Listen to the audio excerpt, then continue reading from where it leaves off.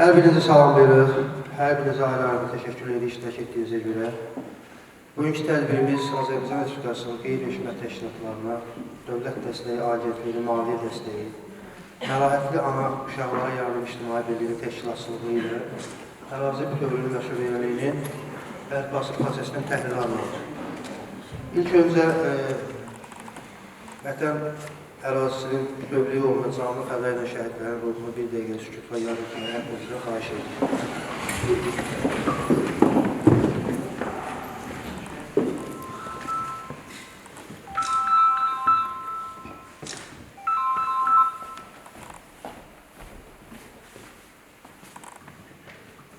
Allah rəhmət eləsin. İndi isə Azərbaycan Respublikasının dövlət büdcəsinə sahib olun.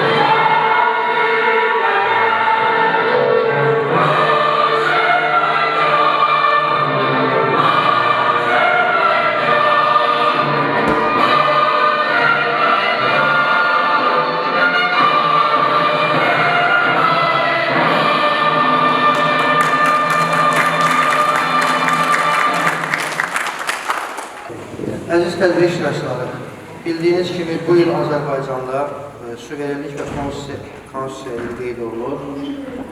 Azərbaycan Respublikasının ərazisinin suverenliyi məhz canlı qanlı fəda etmiş şəhidlərimizin hesabına başa gəlib.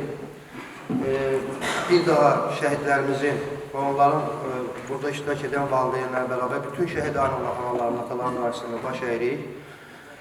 Tədbirimizdə Qəhrəman Şəhidlərimiz adlı kitabın təqdimatı ilə bağlıdır. Müəllif haqqında qısaca ona deyə bilərik ki, bu kitabın müəllifi Nazır Tapdıoğlu hələ bundan əvvəlki nəşrlərində 100-dən çox kitabın müəllifidir. Qarabağ müharibəsi başladığı gündən bitdiyi ana qədər hər günün ayrıca xronoloji ardıcıllıqla döyüşləri, bu döyüşlərin həm 1-ci Qarabağ, həm 2-ci Qarabağ müharibəsində baş verən döyüşlər haqqında bir dərslik xarakterli bir kitab nəşr etmişdim. Mən də bir tarix müəllimi kimi o kitabı həm şagirdlərimə, həm universitet tələbələrinə tövsiyə eləmişdim. Nazım müəllim o tələbədən sonra məhz şəhidlərimizin ruhunu daimləşdirib, əbədiləşdirməkdən ötürü, çünki suverenlik bərpa olunursa, bu suverenlik məhz şəhidlərin fədakarlığı hesabına əldə olunub. Məhz ilk kitabdır. Mən bildiyim qədərlə Nazım müəllim bu şəhidlər haqqında yazan kitabları bundan sonra nəşrlər olacaq. Ona görə bütün təfərrüatları daha dərindən bilmək üçün sözü müəllif Nazım Tapdıoğlu'na verir. Təşəkkür edirəm. Əlxan müəllim, sizə xüsusi təşəkkür edirəm ki, bugün biz Əmircan səbəsində burada bu kitabın təqdimat mərasiminə yığışmışıq və elə mən həm müharibə tədqiqatçısı olduğum üçün, həm də yazdığım 100 kitabdan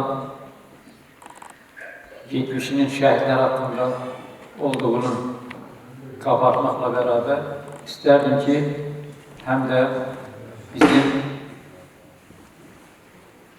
hər hansı bir səbəbdən Qarabağ probleminin timsalında bu müharibəyə sürükləndiyimizin səbəblərini ümumiyyətlə hər bir vətəndaş kimi biz də, mən də ziyalı olaraq bundan çıxmaq yolları. Əlbəttə ki, Qarabağ problemi hər bir Azərbaycan türkünün ağır dərk yüküdür. Və ağırdır dünyanın siyasət yükü deyənlər hardasa görünür haqlıdırlar. Amma elə məsələlər var ki, siyasətlə həll olunur. Gördüyümüz kimi, o illəri biz yaşadıq. 1994-cü ildən ki, 1-ci Qarabağ müharibəsi başa çatdı, mayın 12-sindən və 26 il gözləməli oldu. Ki, siyasətlə bu həllini tapar. Həm BMT-nin mandatçıları, həm adətin bura gələn missiyası bizi, sən demə, aldatmaqla məşğullar. Yəni, Azərbaycanlıların, xalq olaraq Azərbaycanlıların, dövlət olaraq Azərbaycanın belə deyək də başının altına yuxaq qulaq usulü deyirlər, bizdə Qarabağda. Yastıq qoydular ki, olacaq sabahlar uzandı və 26 ildən sonra biz itirilmiş torpaqlarımızı, işğal olmuş ərazilərimizi hər yolunu almağa məcbur oldu. Ona görə də istərdim ki, biraz müharibələrlə bağlı təfsilatlı məlumat verim.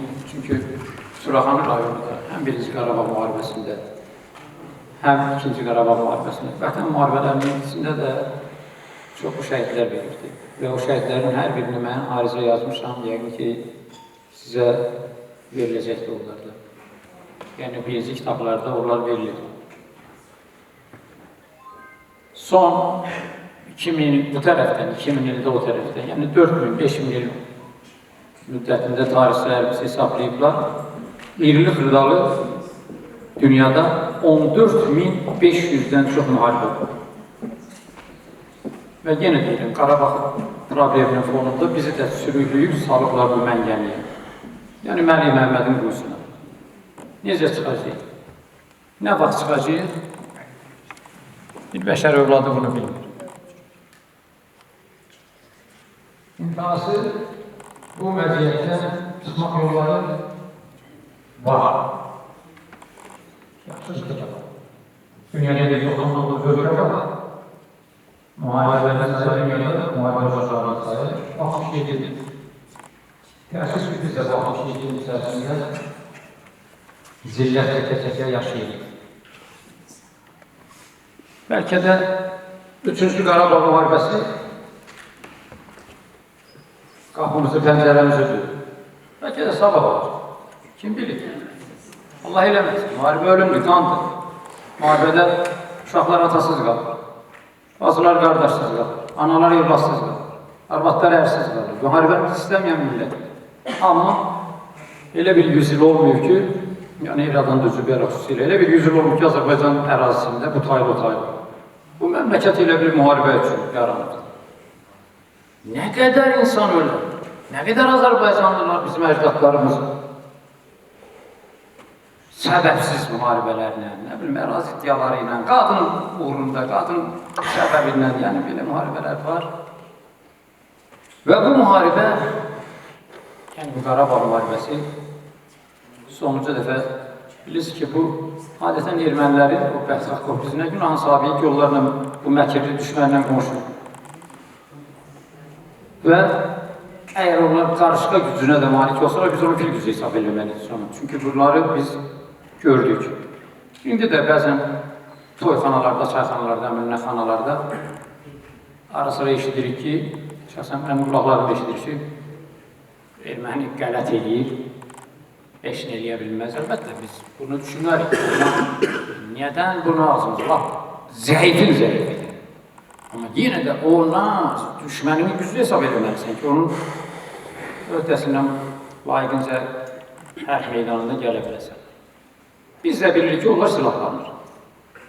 Və indiki müharibə əgər üçüncü olacaqsa, Allah eləməmişdir. Burada əgər güllə dəyildirsə birincidə, tanınırdı ki, Nazım müəllimdir. Meyitdən baxanda bilinirdi. Bəli, erməni dünyada 10 milyon civarındadır. Dünyada hamısında, 199 ölkənin haradasa bir 190'ında yaşayır. Ada dövlətlərdə də var, 3-5 sayda olsa da, 1-2-3 ailə sayda olsa da. Amma onlar ideoloji müharibələrinə, ideoloji, yəni fikrində üç erməni bir yerdə arsa adada görüşəndə də Qarabağdan danışır. Kim artıq keçdiyinə dəfə çalışır. Martunun axı necə olur? Hadrut da orada, amma 10 illərlə Müslüman müharibə edəcək. Əsgəranın üzərində bayrağımız dalğalanacaqmı? Yəni təxminən bu tipli suallar, yaxud onlara alternativ cavab var. Yəni istəyir bir gün Sankt-Peterburgda, Moskvada, Kamçatkanın arasında, Vladivostokdan Rus Kaliningrada qurulursun. Dünyanın da haqsı olursun. Ermənilər, bu məkirli ermənilər Qarabağı almaq haqqında düşünürlər. Və buna çalışırlar. Biz də arxain olmamalıyız ki, hər şey tutardı. Birinci Qarabağ müharibəsi 1988-ci ilin fevralın 13-də başladı. Həmən gün səhər saatlarında 10-11 radələrində keçmiş Dağlıq Qarabağ Muxtar Vilayətinin 5 rayon vardı bax, 4 rayon mərkəzində Şuşa istisna idi. Bir də Dağlıq Qarabağın inzibati mərkəzi olan Xankəndi şəhərində, yəni Stepanakert şəhərində, hərəsində, yəni Əsgəranda, Hadrutda, Martunidə, Stepanakertdə və Mardaketdə. Hərəsində, təbii ki, Stepanakert biraz çox oldu, 450-500 nəfər vardı. Amma o birlərində 350-400 qədər adam vardı. Baxmayaraq ki, biz indi müharibə məzmunlu yığıncaqlarımıza hətta 200 nəfər tutsa belə 50 nəfər cüzlə toplayır. Amma onlar hələ fevralın 13-də 1988-ci ildə həmən bu rayon mərkəzlərinə, adını çəkdiyi bu rayon mərkəzini 350-400 nəfər topladılar və usanmadan, qorxmadan, çəkinmədən, Sovet vaxtı idi ya, hələ Sovet 3 ildən sonra izlaşır. Çəkinmədən miyaxçın deyib, özdə o yerlərdə ki, orada Azərbaycanlar da yaşayır. Yəni bu saymamazlığa baxın, 50 minin Stepanakertdə, məsələn, Xankəndidə 10 min Azərbaycanlı idi. Amma çəkinmədən çıxıb meydanda biz ayrılırıq, Ermənistana birləşirik. Nə bilim, bəzi şüarlar var ki, Rusiyada bir təbiyyən. Yəni Azərbaycan təbiyyənindən çıxırıq. Siz bu nə deməkdir? Onsuz da biz son 100 ildə, indi 114 deyirik, amma 97 min kvadrat kilometr olmuşdur. Biraz Borçalıya, biraz Rusiya, Dərbəndin oturur nəzər tutur o tərəflər. Biraz da Ermənistana. Özü də İcivandan, Dilcandan tutmuş düz Mehriyə qədər. Torpaq etmişik. Hətta Sovet dönəmində də bu baş verir. Bundan qaçmaq olmaz. Tutaq ki, elə axırıncı Ermənistandan çıxdığımız nüvəli kəndi ki, 1991-68 çıxmışdı. Elə o da vaxt ilə Zəngilanın olmuş, bilirsiniz yəni. Amma demək oldu ki, elə torpaq verə-verə gəlib, axırı müstəqillik bəyannaməsi. Yəni biz bilirsiniz ki, 1991-ci oktyabrın 18-də müstəqil olurdu. 2 gətirdən sonra oktyabrın 30-31-i Hadrut rayonunun Azərbaycanlılar yaşayan Salakətin və Türkənin işğal olurdu. Bu tərəfdən müstəqilliyi bayram edirik. 350 kilometr o tərəfdə Bakıdan. Kətlərimiz işğal olurdu. Yəni, biz bu müharibədən necə çıxacağı o barədə hələ də gecləyib fikirləşir, hələ çıxmamış. Birinci Qarabağ müharibəsi 6 il davam elədi. Dediyim 13 fevraldan başlayaraq 6 il davam elədi.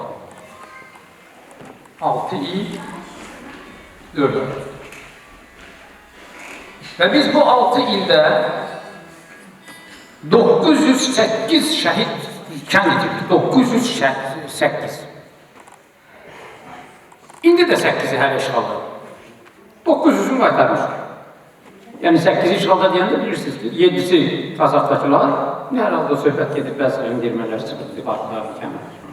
Aşağı yuxarıya Səfariyə, Arxdarıya, Bağanisayı məhvəz çatmır. Yəni bu 7-ni də biz təhlil olunur. İndi yəqin ki, yenə də gözləyəcək yəqin siyasi yolla həll olunur. Bir də Kərkik, 8-ci kənd, o da Naxçıvanın kəndi. Keçmiş ilk, yəni Kərkik, indi isə Sədərənin tabeliyində olan bir kənd. Amma 900-ünə qayıtmışdır.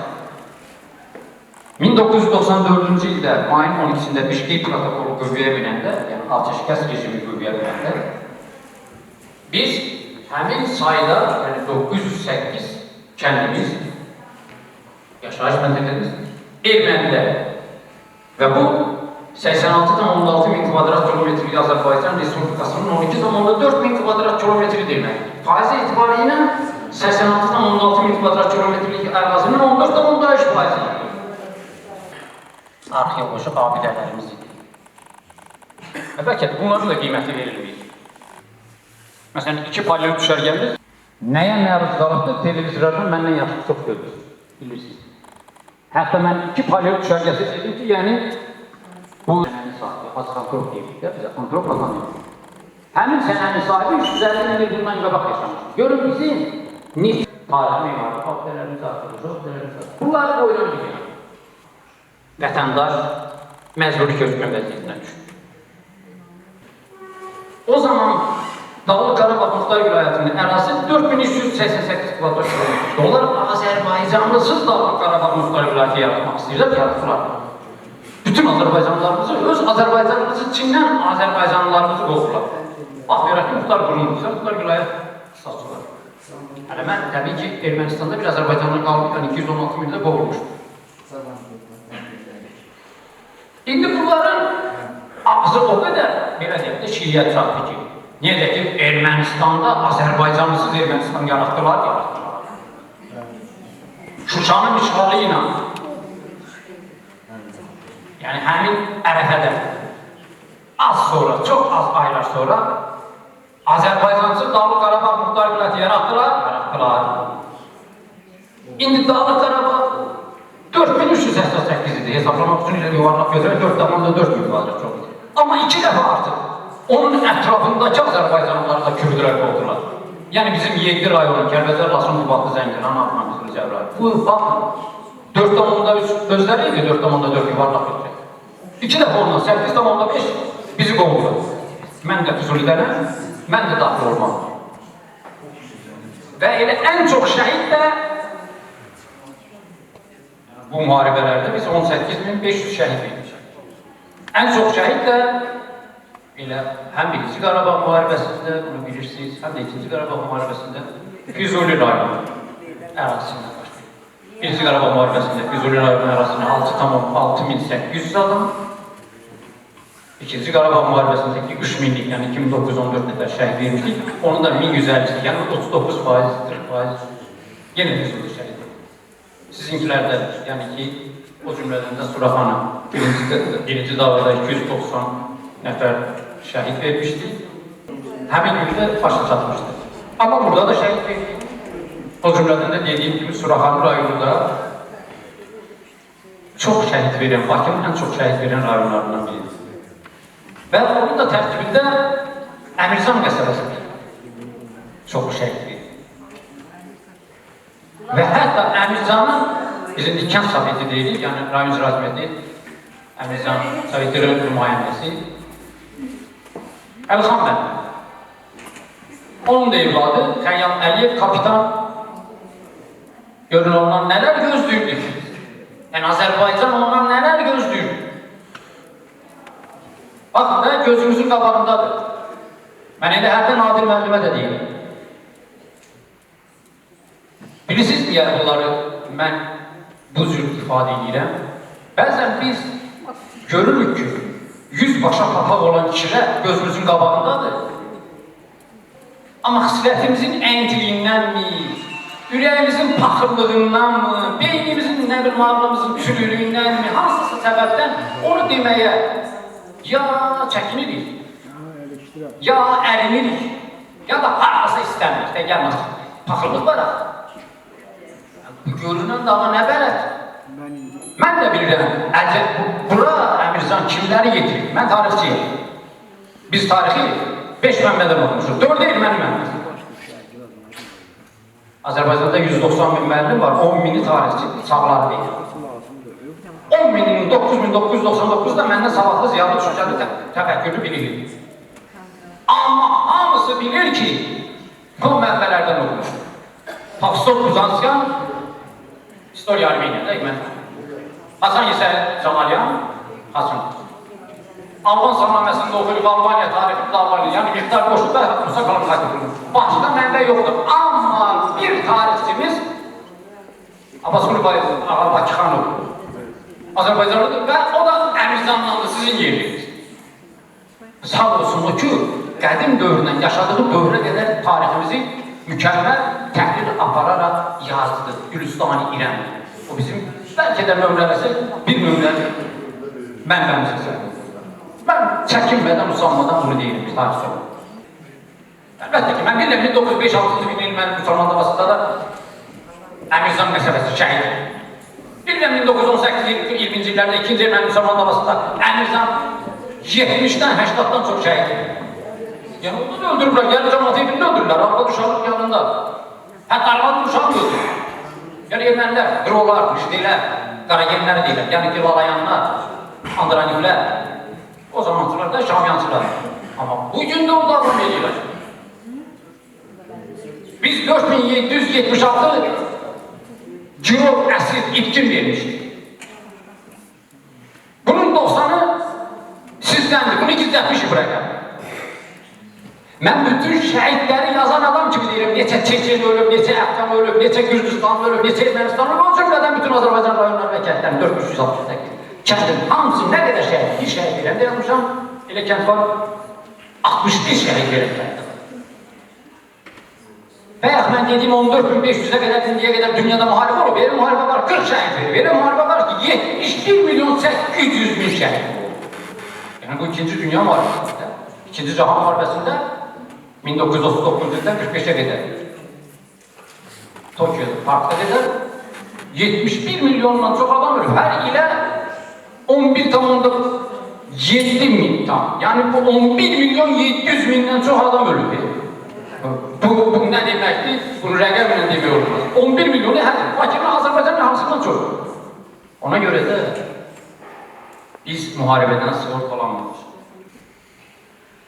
Dövlətimizi sevirik, ərazilərimizə hörmətimiz varsa, əgər onları doğrudan da oradan atribut hesab ediriksə, o ürəyimizdə himnimiz oxuyuruqsa, onu sevirik, adamlarımız bilirsə, bunları qorumağı bacarırsa ərazilərimiz, döyüşəcək. Çünki əcdadlarımızdan bizə miras qalan bu torpağı kim qoruyacaq? Bugün bizik də, hər birimiz yük çəkir. Mən həm müəlliməm, müəyyən qədər demək şagird yüküm var. Atayam, evlat yüküm var. O oyunda çiğnədir. İndi fikirləşirik. Sən də bu ölkənin vətəndaşıyıq var. Bu ölkənin təsirini kim çəkməlidir? Fərqi yoxdur, nə olursan ol. Olsa mən bilirəm ki, ölkə əhalisinin iş qabiliyyəti olanların əmək qabiliyyətinin yarısı işlər. Gəlin açıq danışımda 3 milyondan çox adam işdir. Amma işçize dair 40 min dolar alan birinciye dair her birimiz buradan, bu torpaqdan su içip çörək yiyir.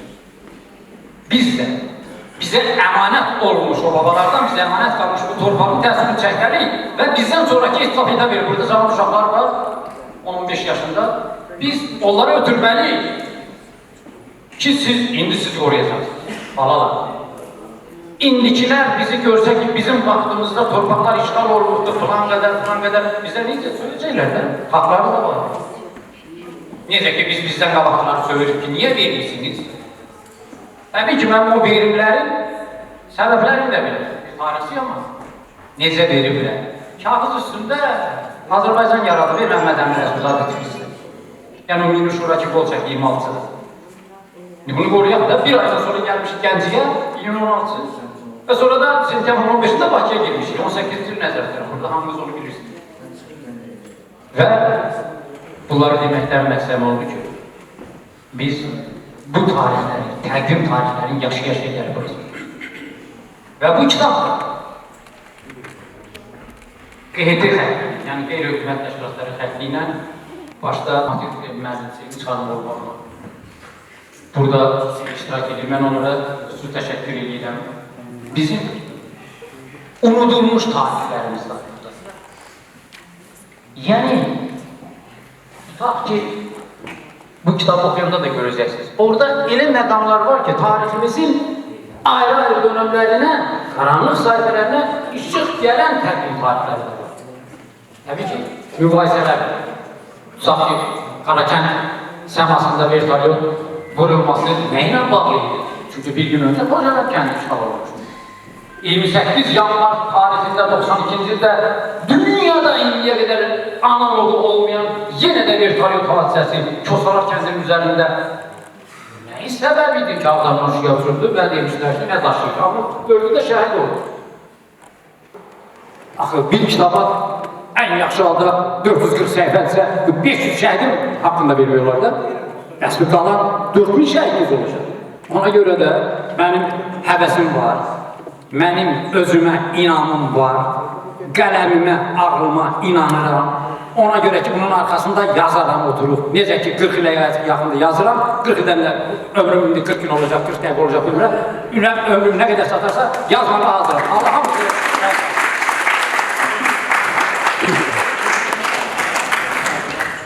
ayaq dedik, indi hamısının axsaqqalımızdır bu, qəsəbənin axsaqqalıdır.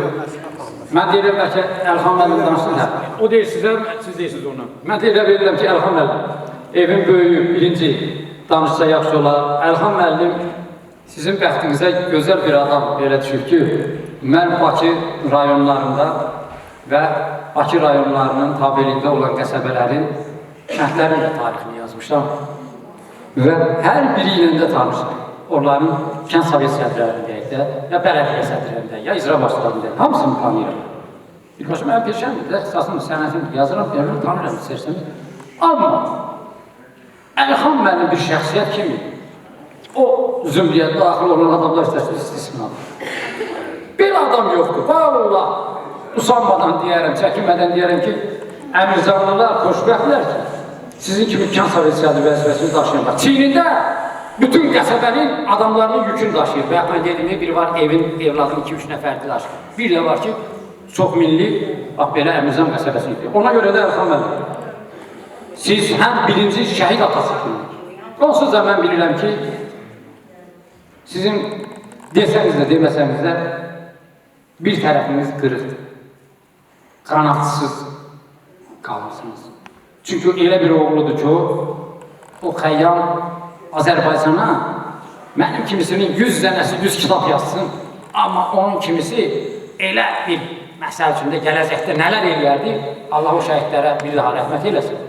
İndi mən elə bilirəm ki, birinci şəhid atasıdır. İkinci də ki, haqqı çatır ki, Suraxanı rayon Əmircan qəsəbəsinin bir rəhbəri kimi mən elə bilirəm ki, bu tədbirat mərasimində söz deməli. Buyurun, Əlxan. Hamınızı salam və minnətdarlığımı bildirmək istəyirəm ki, zəhmət çəkdikləriniz şəhid anaları, şəhid ataları, şəhid ailələri, mən də onların içərisində.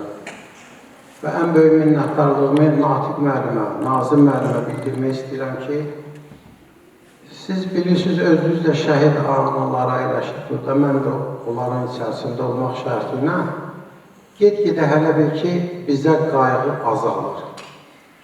Amma sağ olsun belə qeyri-dövlət təşkilatları ki, bizi gəlirlər, axtarırlar, tapırlar, bizi belə tədbirlər təşkil edirlər ki, biz yaddan çıxmayaq. Biz onsuz da itirdiyimizi itirmişik. O, nə qədər desələr ki, şəhidlər ölmür, vətən bölünmür, nə bilim. Ölür, niyə ölmür? Ana üçün, ata üçün bala öldü də, öldü, getdi. Ha deyək ki, ölürlər, bu özümüzə təsəvvürlər, axa ölür.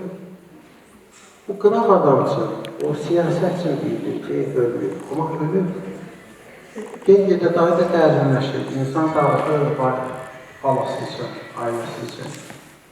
Onun yadigarı görürsən ki, sual verir ki, biz topa gəlməyəcək. Onda dursun, o bir məmur desin ki, topun haradadır. Altaylı uşaq böyütmüşəm. O qədər. Valla, hərdən mikrofon canlı olsaydı xəcallar çəkərdi ki, yalandan nə qədər bu şəhidləri belə tərif edirlər, işləri xatırı. Mən özüm də məmuram. Nə olsun? Mənim alnım açırdı. 2 evladımın ikisi də getdi müharibəyə. Heç birini gizlətmədim. Amma halbuki mən açıq deyirəm, hamısı bir 2 nəfər anam müharibə vaxtı gəldi, az qaldı biz çöktüm mənim qarşımda. Bayankamatın adı bayankamat idi. Biz çağırırıq. Mən onları dedim ki, gizlədə oğlumu deyilən yoxdur burada. Amma öz oğlanlarımı yolladım, gizlədə bilməzdim, öz əlimdeydi. Onu sağ olsun əziz müəllim həmişə bütün iclaslarda eyləliydi. O bir söz vətənpərvərlikdəndir. Düzdür, insanın ailəsidir, balasıdır, canıdır, heç kim öz balasından bezmir. Simboli mənim ən əziz balam idi o. O bir kino var, Orhan Gəncəbəyin köhnə türk kinosu deyil, gəlir qəbrin üstünə, düşmənləri gələndə deyir ki, öldür məni. Deyir, yox, sən indi ölmək istəyirsən, mən səni öldürmərəm. Sən yaşamaq istəyən günü mən səni öldürəcəm. Mən hər gün gözləyirdim 44 günlük müharibədəki balalarından ikisindən birinin meydi gələcək. Çünki hər gün şəhid dəfn edildi, demək olar. Hövsandan, Qaraçuqurdan, Zırdan, oradan, buradan. Onda gözləyirdim, gəlmədi. Məhz yaşamaq istəyən sevincli gündən sonra, 1 il, 20 gündən sonra mənim balama o bəd xəbəri gəldi ki, bu vertolyotu vurdular, neynədilər, onu Allah bilir. Axır, bu günə düşdü.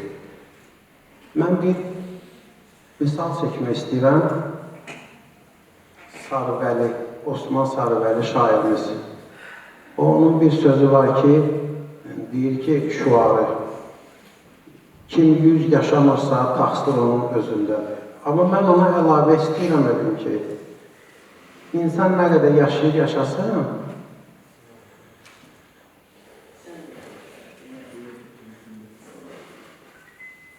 balasından çox yaşamaz.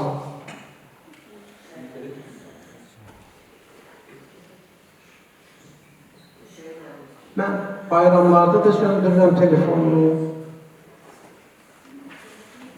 yubileyim olduğunda da söndürdüm, həmişə söndürürəm telefonumu ki, məni tədbirə təbrik eləməsinlər.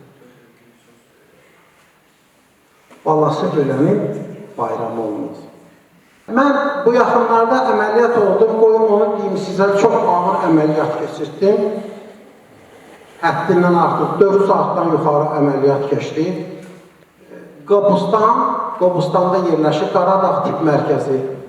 O, Elmira xanım, onun deməli, direktoridir, həmin o tibb mərkəzinin, Zaru müəllim baş həkimi, yoldaşı da ki, Rafael müəllim, Qubanın deputatıydı o Elmira xanımı.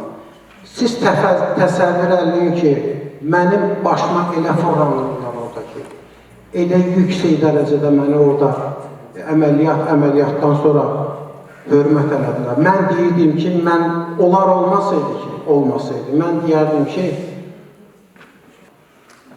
ondan sonra mən başa düşdüm ki, dövlət o demək deyil. Hansısa məmur şəhid ailəsinə yuxarıdan aşağı baxa bilər və yaxud aşağıdan yuxarı baxa bilər. Ona görə hər şey məmurun əlindədir. Mən hər şey həmişə demişəm çıxışlarında ki, məmur elə bir iş işləməlidir ki, xalqa elə bir köməklik göstərməli, xidmət eləməlidir ki, o avam insanlar hamısı savadlıdır. Avam, cahil insanlar hansı bir xırda hərəkətə görə dövləti, prezidenti təqsirkar bilməsin. Hər kəsən öz yerində olmalıdır və yalandan mikrofona tutub danışmamalı. İnsan geri öz hərəkəti ilə bunu bildirməlidir. Mən bir daha sizi minnətdarlığımı bildirəm tədbirdə keçirdiyimizə, tədbirə gəldiyimizə görə və Natiq müəllimi, bir də Nazım müəllim qardaşlarımı çox minnətdarlığımı bildirmək istəyirəm ki, belə tədbirələri, Respublika üzrə, qeyri-dövlət təşkilatıdır. O adam xərc çəkir, zəhmət çəkir, əzab, əziyyət çəkir. Bunlara elə bizlərə qiymət verir. Bizləri yaddan çıxarmır. Bizim nə ömrümüz var? Mən yaşamıram, vallahi yaşamıram. Çox sağ olun. Hamınıza minnətdarlığımı bildirirəm. Sağ olun. Mən sözü istəyirdim ki, Suraxanı rayonu Şəhid Ailələri Müdafiə Cəmiyyətinin sədri Əsbə xanım buyurun. Buyurun Əsbə. Çox sağ olun söz verdiyinizə görə, daha doğrusu heç gözləmirdim. Biz bugün şəhidlərimizin ruhunun işığına toplaşmışıq. Harada şəhidlərimizin adı çəkilirsə, biz şəhid ailələri hər birimiz sadəcə olaraq bir ad çəkilmək üçün o məkana ərinmirik gəlməyə. Bizim şəhidlərimiz, Əlxan müəllim çox gözəl mövzuya toxundu. Şirin canından, dünyada insan üçün canından əziz nə ola bilər ki? Əziz canlarından keçiblər. Amma onlara dəyər verib, kimsə onun adını haradasa qeyd edirsə, haradasa onun əziz xatirəsini uca tutursa, biz şəhid ailələri bəlkə onlara 100 dəfə təşəkkür edirik. Amma baxmayaraq ki, şəhid analarının, şəhid ailələrinin etdiklərinin zərrəsi deyil. Yəqin ki, bunu siz özünüz də deyəcəksiniz. Baxın, biz nədən təsəlli alırıq? Mən o kitabda baxdım ki, bizim şəhidlərimizin bir neçəsinin adı keçib. Mən onu arxamda oturan şəhidimizin həyat yoldaşına kitabı uzadanda ki, bax, sənin yoldaşının adı buradadır. Mən bilmədim o sevindiyindən, ya ağlamaq istədi, ya gülmək istədi. Ki, yanındakine dedim, sənin qardaşının adı burada keçməyib, sanki o qolları yanına düşdü. Baxın, biz təsəllimiz nədir? Biz dağ boyda insanları itirmişik, bir kəlmə onun adı hansısa bir misrada görəndə ondan təsəlli alırıq. Bəli, deyəcəksiniz ki, insanlar yol qəzasında, müəyyən qəzalarda öz həyatını itirir. Şəhidlərimiz bilərəkdən bizlərin, hər birimizin olan torpaqlarımız üçün canlarını fəda ediblər. Ölümlərini yolun sonunda gördüyü, bildiyi halda o yola çıxırlar. Hamımızın olan vətən üçün. Bunun məmuru da, nə bilim, fəhləsi də, bu torpağın üstündə ayaq basan hər kəsin də mən elə bilirəm ki, şəhidlərimizin torpağına, onların o yatdığı məzarlıqlara borcu böyükdür ki, siz bu kitablara şəhidlərimizdən yazırsınız. Hörmətli Nazım müəllim, hörmətli Natiq müəllim, əmək sərf eləmişsiniz. Hörmətli Əlxan müəllim, çalışırsınız ki, şəhidlərimizi yaşatmaq üçün əlinizdən nə gəlirsə onu eləyəsiniz. Bəli, kimin əli çatır ki, bugün bizim evin tək övladı Samir balamızın, Samir Əliyevin evin tək övladı, ananın çırağı söndü. İkinci fəxri xiyabanda biz şəhid ailələri hamımız oradan gəlirik, bir qismi də gəlib çata bilmədi. Onun məzarını ziyarət edək, onun valideyninin yanında olaq. Axı biz hər zaman deyirik, demişik, bugün də deyirik ki, şəhid el oğludur, şəhid eldən gedib, evdən getməyib. Biz bunu əməlimizlə göstərməyə hər birimiz səy göstərməliyik. Hansısa bir şəhidimizin ailəsinə, övladına biganə yanaşmaqla, inanın ki, o insanı Əlxan müəllim çox gözəl vurguladı. Mən deyirəm, bu şəhid anaları, şəhid ailələri, şəhidlərimiz ölən günü ölüblər. Sadəcə olaraq onlarla qəbrə qoyulmayıblar, onlarla dəfn olunmayıblar. Odur ki, onların hər birinin Əlxan müəllim necə gözündən yaş çıxdısa, ürək ağrımasa gözdən yaş çıxmaz. Bunların hər birinin ürəyində o boyda ağır yara var. o yaranı qopartmamaq üçün, ona məlhəm qoymaq üçün mən inanıram ki, bu vətən övladları hər birinizə üzərinizə düşür ki, kim kitabına yaza bilir, kim onlara hansısa bir diqqət qayğı göstərə bilirsə, biz vəzifə borcumuzu yerinə yetirmiş oluruq. Mən bir şəhid ailəsi kimi demirəm bunu, bir vətəndaş kimi deyirəm, bir cəmiyyət sədri kimi deyil, bu insanların içində artıq 30 ildir formalaşmış bir insan kimi deyirəm ki, bu şəhid ailələrinin, bu həssas təbəqənin hər zaman yanında olmaq hər birimizin borcudur. Mən bir xahiş da eləyəcəyəm həm Natiq müəllimdən, həm Nazim müəllimdən ki, bizim burada oturan bir 30-35 nəfər şəhid ailəsi var ki, onların çox az sayının bu kitabda şəhidləri yer alıb. Onlara biraz nə bilim diqqət yetirək, çünki mən bilirəm, bütün rayonlarda, bölgələrdə bizim şəhidlərimizin hamısı bizim üçün Onlar çıxacaq, yəni onu ifadə hamısı bizim üçün müqəddəsdir, amma bu təqdimat Əmircanda, Suraxanı rayonunda keçirilsə, mən çox istəyərdim ki, Suraxanı şəhidləri o kitablarda daha çoxluq təşkil edərdi. Yenə deyirəm, şəhidlərimizin cənubu, şərqi, qərbi yoxdur. Şəhidlərimiz hər birimiz üçün müqəddəsdir, onların üz qoyduğu o torpaq hər birimizin qibləgahıdır. Allah ruhlarını şad eləsin, Allah sizlərə can sağlıq versin. Mən bir mövzuya da toxunum ki, deməli, bu gendən gəlir, bu ailədə formalaşır. Mən Sevinç xanımın dünən də bizim şəhidimizin məzarı üstə şagirdləri ilə çox fəal iştirakını gördüm. Bu 5 ildə də hər zaman belə görmüşəm. İndi mən bildim ki, onun həyat yoldaşıdır Natiq müəllim ki, bizim şəhidlərimizin bu kitabının araya ərsəyə gəlməyinə böyük əmək sərf edir. Təşəkkür edirəm. Mən inanıram ki, sizin dərs dediyiniz o uşaqlar da vətənpərvər böyüyəcək. Evinizdə böyüyən o uşaqlar da vətənpərvər böyüyəcək. Bu insanlar hamısı bu kitabı evində aparacaq. Bir daha vərəqlənəndə bu kitabı oxuyan bu şəhidlərimizin qəhrəmanlıqlarını bir daha oxuyacaq, bir daha kəşf edəcək. Allah hər birinizi qorusun, ruzunuz bərəkətli olsun bu mövzuda, bu kitablara sərf eləmişsiniz. Allah sizləri var eləsin. Allah bütün şəhidlərimizə rəhmət eləsin. Çox sağ olun, belə gözəl, hatırlı çıxışınıza görə. Mənim inandığım tələbə yoldaşlarım arasında, sonra dostluğa çevrilmiş o dostlarım, Suraxanlı dostlarım arasında da doğrudan da baxmışam ki, həqiqətən də gözəl insanlar və şəhidlərin keçdiyi şərəfli döyüş yollarını vərəqlədikcə baxmışam ki, Suraxanı şəhidləri xüsusilə müstəsna xidmətlər göstərirlər. Heç yoxdur. Və təbii ki, sözün bu yerində sözün özü ilə güləşən bir adam istəyirəm təqdim edirəm. O, mətbuatımızın flagmanıdır, generalıdır. Günhan müəllim, istəyirəm ki, Günhan Şükürü onsuz da imzasından tanıyırsınız. Amma bu gün o, mənim təqdimat mərasimində zəhmət çəkib gəlibdir. Bu da sizə Suraxanlara sevgisindən irəli gəlir. Buyurun Günhan müəllim. Yoxdur. Tənfərqiyən ağırlı sözü başım, qənimidir yersiz gələn söz başım. Kişi var ki, papağıdır yüz başım. Papaq var ki, içi boşdur görünür. Yüz başı papaq olan kişilər hər yerdə var, Suraxanda daha çox olurlar. Buyurun, Günhan. Hamı salamlayıram.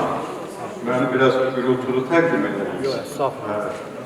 Elə mənim üçün ən yaxşı təqdimat elə Nazım Taxtıqoğlu'nun dostu adıdır. Nazım Taxtıqoğlu'nu yox, heç canlı insibat edirəm. Yəni, yəqin ki, hamı məni təsdiqləyək.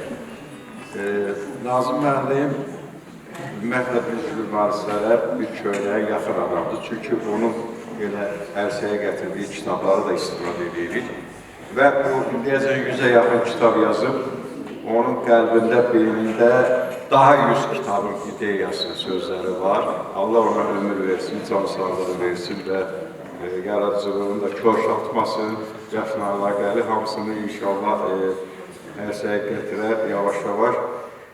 Biz də və gələcək nəsillərdə, tədqiqatçılar da onun əsərlərinə istifadə edərik və bəzən onun kitablarında baxanda çox adam elə deyir, kitabı gördüm, oxudum deyən çox azdır və oxuyanda da elə təəssürat yaranır ki, elə ilkin təəssürat elə yaranır ki, yalnız hazır mənbələrdən götürüb, internetdən, oradan, buradan, amma bu vərəqlərin arasında elə sətirlər, elə cümlələr gizlənir ki, yəni ki, o ulduz kimi yanı sönmür adamı cəlb eləsin ki, məhz Quranı oxumaq lazımdır. Və onlar çox qiymətli məlumat var və çox da açıq mənbələrdə yoxdur. Ona görə Nazım müəllimin kitablarını çox diqqətlə oxumaq lazımdır. Orada çox şeylər, çox həqiqətlər gizlənir. Və burada indi mən belə başa düşdüm, qəhrəman şəhidlərimiz əsasən könüllü şəhidlərə həsr olunur. Yəni bu, bilirsiniz, burada bir hadisə bölücülük meyli kimi görülməz. Yəni bu şəhidlər, Allah hamısına rəhmət eləsin, bunların hamısı, bunların bizi könüllü elədilər, xalqı könüllü elədilər və xalqı qəhrəman elədilər. Könüllü qəhrəman elədilər xalqı. Belə başa düşülməsin ki, bu könülsüzlər də varmış. Bax, arada konjunktur meyillər olur, görürsünüz, deyirlər ki, məmurlar ki, zətlər övladlarını belə tutan, yəni biz hörmətli Ərxan müəllimin şəxsində gördük, elə bir halında övladını rəhmət eləsin, görürlük elə deyil, amma bəlkə də o, həmin o səfərbərlik görmələrini, bəlkə də yox, elə mən dəqiq bilirəm. Sənədlərin arasına baxsaq, bir çox məmurların övladların ərizələrini görə bilərik. Görə bilərik. Sadəcə olaraq imtina cavabı ki verilirdi. Bəzən müəyyən kriteriyalar, həmin o könülər, müəyyən kriteriyalara cavab vermədiyinə görə imtina edirdilər. Bəzən də artırmaması ilə cavab verdiyinə görə imtina edirdilər. Yəni, baxırlar ki, elit hərbi dəstələrdə xidmət edib, bunları könüllü olaraq birinci növbədə qabaq atmaq düzdür. Bunlar o hərbi bilgilərindən, təcrübələrindən daha səmərəli istifadə etmək olar. Yadımızdan çıxarmayalım. Bizdə Azərbaycan üçün, bu müharibədə qalib gəlmək üçün böyük, geniş miqyaslı səfərbərlik elan eləməyə ehtiyac olmaq. Birinci dərəcəli səfərbərlik elan olundu. Bəli, qismən səfərbərlik elan olundu. Və Allah eləməsin və yaxşı ki, Allah eləmədi, o daha geniş miqyaslı müharibəyə ehtiyac olmadı, öhdəsindən tez gəldik. Təbii ki, onda şəhidlərin də sayı çox olacaqdı, qazilərin də sayı çox olacaqdı və heç bir onların bir-birindən ayrılmalı. Hamısı, bütün xalq qəhrəmandır, bütün döyüşçülər qəhrəmandır. Kiminsə qismətinə yazılıb şəhidlik silməsində olacaq, kiminsə yazılmayıb, amma bəlkə də meydanda daha çox erməni ölür, belə qısa deyək. Ona görə də mən belə konjunktur meyllərin əleyhinəyəm, burada elə başa düşülməsin ki, bəli, mən Nazım müəllimin kitablarının təqdimatında olmuşam, bir çox kitabların təqdimatında olmuşam və ona tutulan ünvanlar səsinin alqışları çox görmüşəm və hərdən bir tutulan iradları da görmüşəm.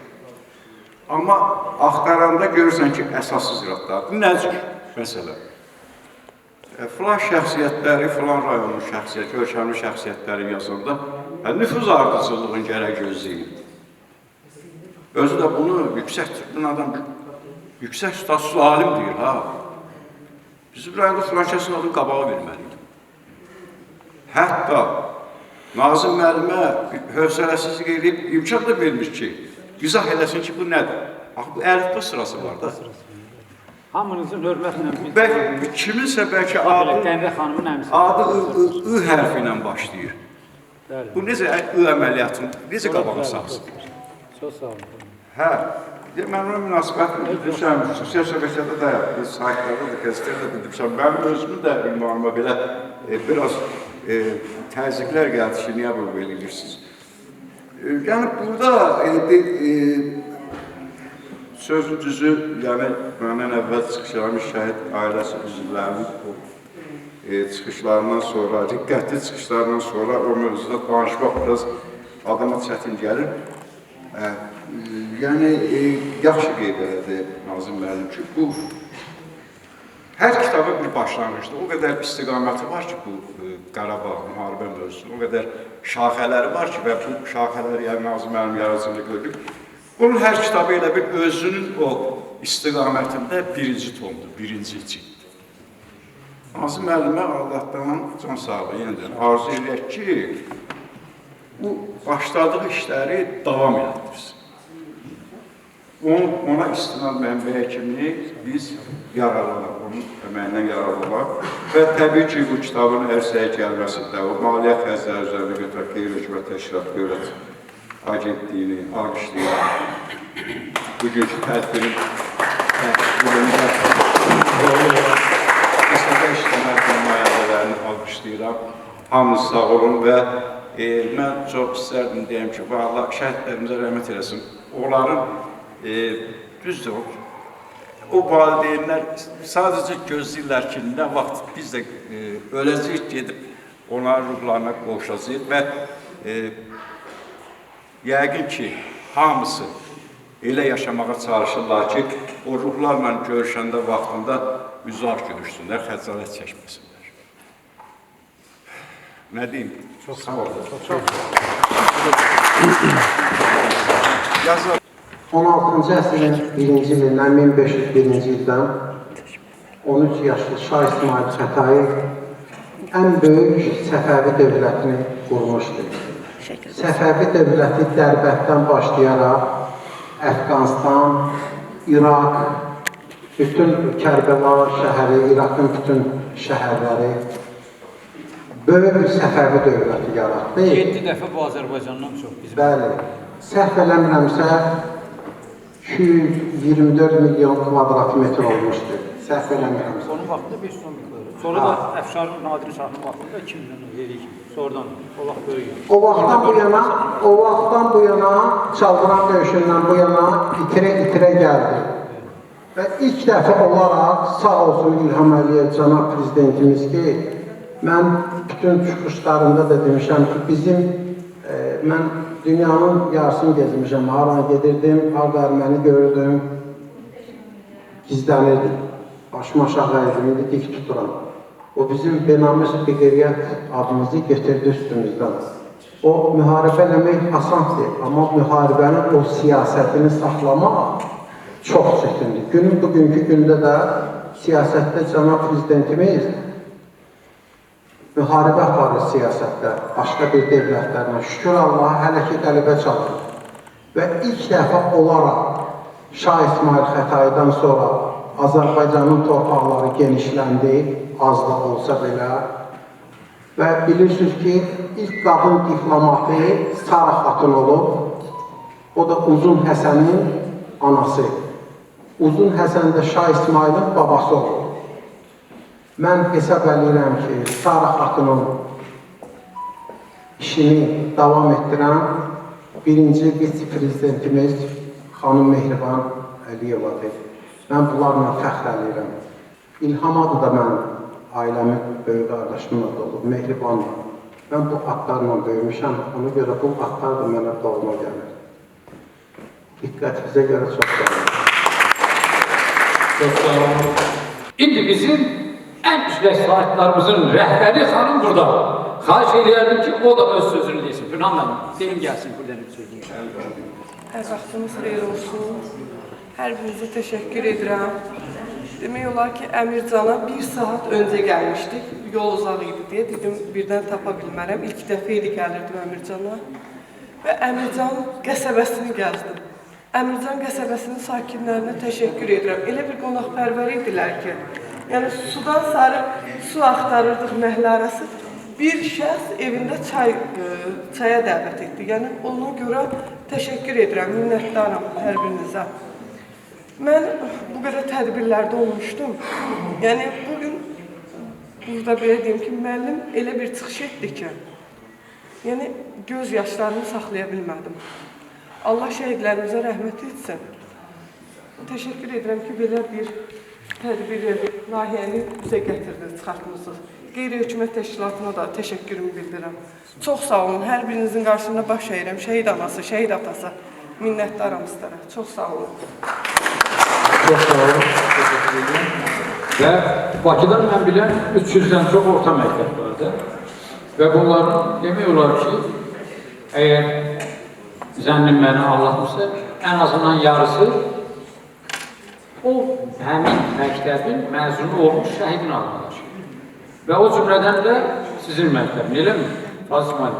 İndi Sevinç xanım, siz onu tutaq ki, Suraxanı rayonunun Əmizan qəsəbəsində, yaxud Bülbülə qəsəbəsində də, yəni orada fərqi yoxdur. Yəni Suraxanı rayonunun bir məktəb direktoru kimi belə tanısınız. Amma yox. Bax, bu kitablar ki var, hətta mənim öz son kitablarım. Öz də əsasən şəhidlərdən, faciələrimizdən bəhs edən kitablarım. Bax, birinci mən istəyirəm, indi sağ ol ona da deyəm, buna da deyəm, amma hansını birinci, bəyəklər istədim, mən buna istəyəm, sonra da istədim, yox, Sevinç xanıma. Sevinç xanıma düşür, çünki ikisi bir yerdədir. Yoldaşıdır, həyat yoldaşıdır bu.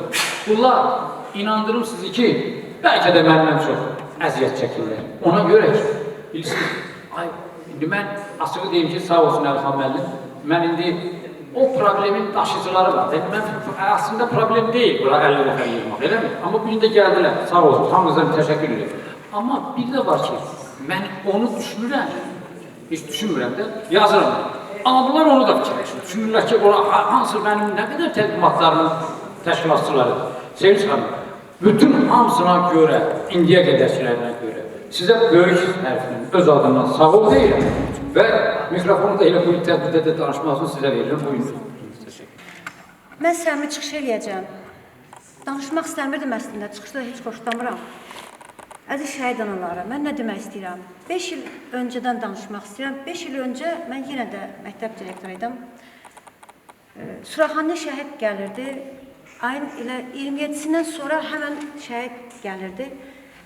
Mən o dəfnlərin hər birini iştirak edirdim. Hər birində Əlifxan müəllimlə çin-çinə idik. Yəni, tək Əlifxan müəllimlə yox, digər Bülbülə nümayəndəsindən və digər məmurlarla çin-çinə idim. O zaman yadımdadır ki, söhbət oldu. Əlifxan müəllim dedi ki, paveskaları veriblər bizə, yəni el dilində paveska deyək də, çağırışları biz paylayırıq. İnanın deyir, o qədər mənə ağır gəlir. Gedirəm, elə ailə var, kasıbdır, gözün o uşağı ki, mən necə onu verim və mən onun tərəddüdün, ya bu hissləri mən onu görmüşəm. Adamın o hisslərini, o keçirdin, şəxsən mən öz gözlərimlə görmüşəm. Zaman gəldi, vaxt gəldi, onun öz əli ilə, öz övladına paveskanı verməli oldu. Çox ağırdır, həqiqətən. Mən öz kövrəlirəm, üzr istəyirəm. Biz Suraxanlı olaraq, yəni mən sakiniyəm. Suraxanlı analarından, şəhid analarından, 93-cü ildən belə olanlardan üzr istəyirəm. Nə baxımdan ki, kimin ki adı bu kitaba düşməyib, mən onlardan öz adımdan üzr istəyirəm. Çünki mənim öz şəhidimin də adı orada yoxdur. Məktəb kimin adını daşır, o da yoxdur. Amma inanın ki, bu tək Suraxanlı şəhidlərinə həsr olunmuyor. O zaman bizə irad gələrdi ki, tək Suraxanlı olaydı, mənim şəhidim olmayaydı, yəni mənim məktəbimin adını daşıdı. Onda mən deyərdim ki, nə üçün fərq qoyuldu?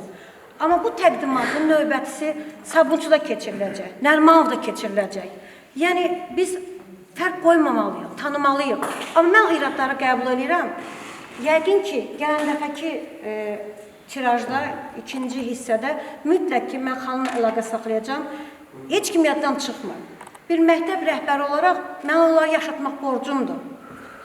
Biz o şəhid ailələrinə gedəndə, şəhid yəni biz onları qarşılayanda, dəfinə gedəndə həyatda saxlamırdılar. Analar onlara görüşməyə belə imkan vermirdilər. Yəni qayda belə idi, müharibədir də, müharibə belədir. Tabutu açım, son qoxusu da alın belə yox idi. Gəldi, analar ilə ancaq tabutu döyəşdirmək gücü çatırdı, vəssalam, gedirdi. Onda Əlifxan müəllim nə keçirtdiyi mən onu gözlərimlə görürdüm ki, bugün də şükür, bugünümə də şükür. Yəni insan olaraq da, bir ata olaraq mən onu görürdüm, onu gözlərdən oxuyurdum. 44 günü müharibə bitdi, bəli, amma yenə də o qapı döyüldü. Onun qapısı da döyüldü. Sosial şəbəkədə oxuyduq ki, deyirlər ki, göstərin də bir dənə də olsun məmur övladı yoxdur.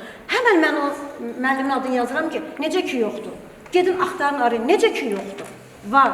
Demək ki, insanlıq məmurluqda deyil, insanlıq öz içimizdə olmalıdır.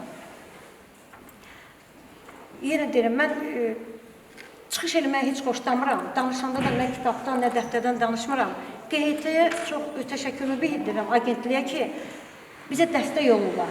Dəstək olurlar ki, biz bunları işıqlandıraq, bu gələcək nəslə bunları çatdıraq. Çox qürurluyam ki, bugün mən 93-ün şəhidin adını daşıyır, 79 nömrəli məktəb və mənim öz dərs dediyim, öz əlimizlə tərbiyə etdiyimiz şagirdimiz ikinci Qarabağ müharibəsinin şəhidi oldu. Bizdən onun qəbrisinə getmişdik. Bizdən onun anım gündə. Biz müəllimlər yaşatmalıyıq onu. Əmin olun ki, nə qədər ki biz müəllimlər varıq, şəhid anaları, biz onları hər zaman yaşadacağıq. Mümkün qədər əlimizdən gələn qədər yaşadacağıq. Yaşatmaq da borcumuzdur. Əlifxan müəllim deməsin ki, soydular. Kimsə soyuya bilər, amma biz müəllimlər onu soyumuruq. Yəni hər ildə onu eləyəcəyik. Hər ildə mən orada görəcəksiniz.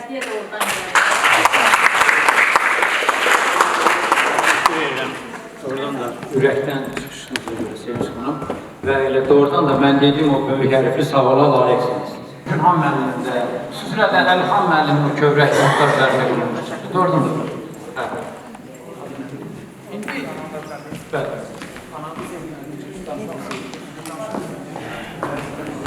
Bu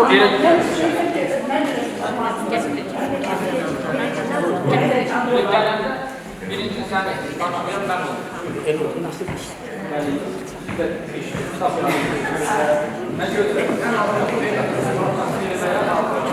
Təbii ki, o qaldı o İraqlara, mən yenə deyim, burada Abşerondan başlamış bütün rayonlar, şəhərlər var. Faiz var yanında. Hərəsindən də məzunluqda 5-6 ən çoxu da Züratamda Bakıda çox. Narad olub dağlar gəlir. Dedim, hamısı olacaq. Buyurun bax.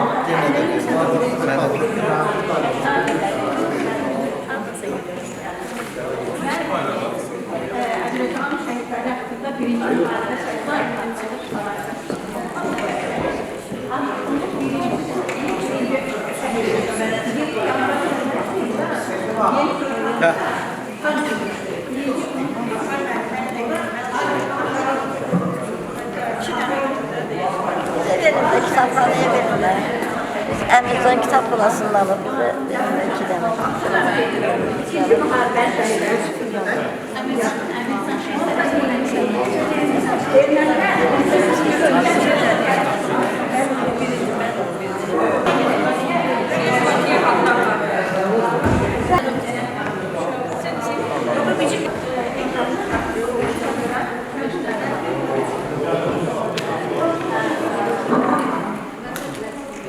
Başqa çıxış etmək istəyən varsa, mikrofonumuz azad. Sözüm lazım mənim sizədir. Mən də bir 44 il müəllimi kimi sizdən bir xahişim var. Çünki nə lazımdır, yoldaşlar sağ olsunlar, hamısını danışırlar. Təkrar istələmək istəmirəm. Çox danışdıq deyib, şəhidlər unudulmasın. Belə də kitab.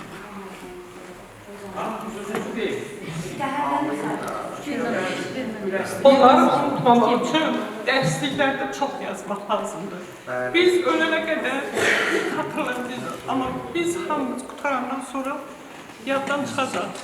Bu gənc nəsil bilsin ki, bu ermənilər illər üzrə, əsrlər boyu bizə nələr tutubdur. Boy fəal olsunlar, ayıq olsunlar ki, onlar bir də burandan bura gəlməsinlər. Sonra bilirsiniz, müqəddəs kitabımız Quran-ı Kərimdə də belə bir ayə var. Onlar diridirlər. Sadəcə biz onları görmürük. Biz onlarla qürur hissi keçirdirik. Biz onlara bir ömrümüzün sonuna qədər bir minnətdarlıq borcumuz var şəhidlərə. Və qoy hər gün o sinifə girən uşaqlar bizim o şəhidlərimizi görsünlər, örnək götürsünlər və onları düşündürsün ən azından ki, bu gənclər bizim yolumuzda, bizim gələcəyimiz naminə canlarından, gözəl, əziz canlarından şəhid gediblər. Və onları bu şəkildə də şuurlarında həmişə saxlasınlar. Mən 1-ci Qarabağ müharibəsinin şəhidi Abşur Məhərrəm Quvadovun həyat yoldaşıyım. Yoldaşımın şəklini burada gördüm, həm kövrəldim, həm sevindim. Bu bizim üçün bir təsəllidir. Sağ olun, var olun ki, şəhidləri kitablarda da, düzdür, qəlblərdə, ürəklərdə yaşayır, sizlərdə kitablarda, yazılarda yaşadırsınız. Sağ olun, var olun. Rayonların, şəhidlərinin hamısı yazmışam ha, kitablarda. Hamısı, iskinləri də. Bu isə şəhid olan 290 Suraxanın hamısı iskinləri. Hamısı olacaq. Yəni adlar düşmənlərə bu dövrə təkrar edilir. Biz də real başqa bir şey layihəni həyata keçirmək istəyirik. Bu Hörmətli tədris dəstələri, hər birinizə özlərin minnətdarlığını bildirəm, təşəkkürümü bildirəm. Çox sağ olun, gəldiniz. Xüsusən də şəhid anaların, şəhid vətəndaşları baş əyirəm. Çox sağ olun. Bizi tək qoymadınız. Maliyyə dəstəyinə görə də Azərbaycan Respublikasının qeyri-ixtisas təşkilatlarının Dövlət Cəsur Agentliyinə dərin minnətdarlığımı bildirirəm, təşəkkürümü bildirirəm. Sağ olun, var olun. Siz heç vaxt unudulmayacaqsınız. Nə qədər ki, Nazım müəllim kimi insanlar var, tarixçilərimiz var, bu tarixləri davam edəcəklər. İnanın, bu bizim birinci, ikinci, üçüncü kitablarımız deyil, silsilə kitablardır. Gələcək kitablarımızda da söz veririk ki, adı çəkilməyən şəhidlərin adı orada qeyd olunacaqdır. Kimin şəhidinin adı yoxdursa, Nazım müəllimə müraciət eləsin, Nazım müəllimin əlaqə nömrəsini götürsün və biz onu gələcək tədbirlərimizdə, gələcək layihələrimizdə nəzərə alacaq. Sağ olun, var olun.